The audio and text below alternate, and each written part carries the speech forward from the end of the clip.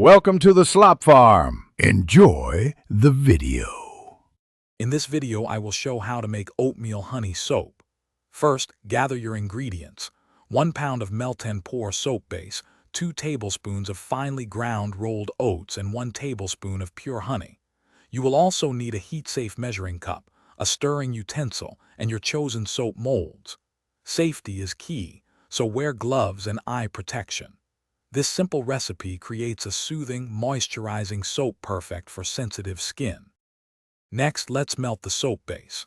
Cut your 1 pound of melt and pour soap base into 1-inch cubes. Place these cubes into your heat-safe measuring cup. Microwave on high for 30-second intervals, stirring between each until completely melted. Alternatively, use a double boiler for a slower, more controlled melt. Once liquid, add 2 tablespoons of ground oats and 1 tablespoon of honey, stirring gently to combine all ingredients thoroughly.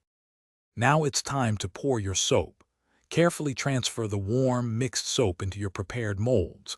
Avoid splashing and fill each mold to your desired level.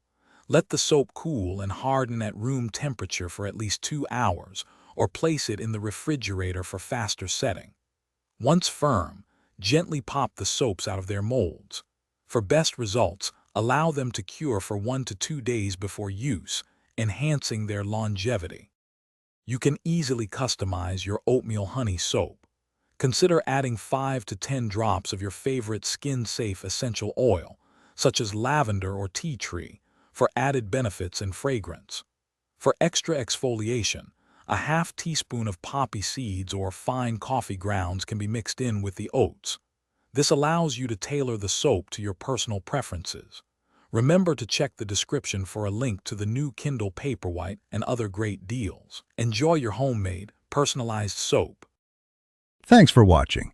Consider subscribing if we helped you today.